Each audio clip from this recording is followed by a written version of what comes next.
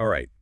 Welcome, everybody, to another deep dive. Yeah. We are talking resilience today. Yeah. Resilience. And, I was looking over the source material, and hmm it's pretty interesting stuff. They talk about this idea of a resilience blueprint. Have you ever heard that term before?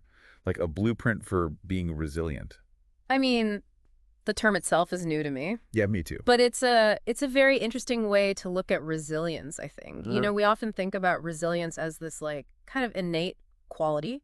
Like some people just have it and some people don't. right, right. You're either resilient or you're not. Exactly. But I think framing it as a blueprint implies that it's something that can be, Yeah, learned and developed. like you can build resilience. Exactly. Like there's a structure to it, Yeah. a set of principles and practices that you can follow to become more resilient. That's really interesting. I like that. Yeah. So, okay, if we're talking about a blueprint, like what would that even look like? What are the elements of a blueprint for resilience? Well, I think, it would include things like developing a positive outlook, Okay, yeah, that makes sense. right? Being able to kind of see the good, even in challenging situations. Strong problem-solving skills. Ah, so you can work through those setbacks. Exactly. Right. Not getting overwhelmed by obstacles, but really thinking critically and finding solutions. And then also, I think having a strong support network is a key part of it. Oh, that's huge, yeah. Right. Having people you can rely on, people who can offer you encouragement, advice, just be there for you when things get tough. So it's not just about being tough yourself, it's about surrounding yourself with good people too. Right, exactly. It's about building that community. I like that.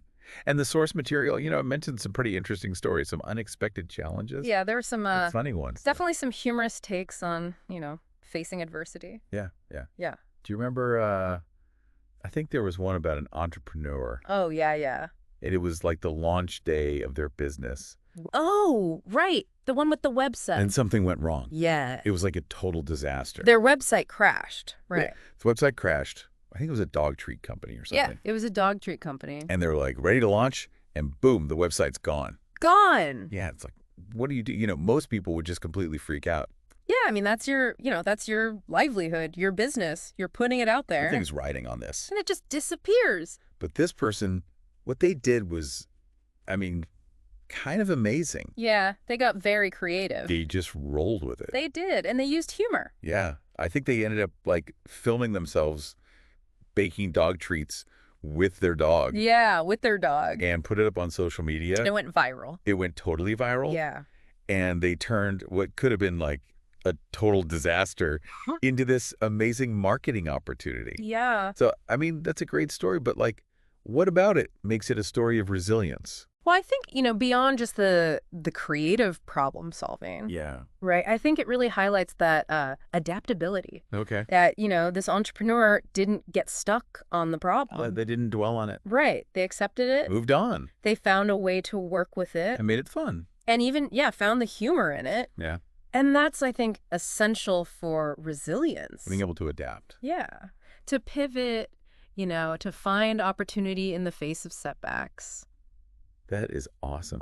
It makes me think about all the times that I've, experienced setbacks. It's like, it's so hard to, to see it as an opportunity. Mm-hmm.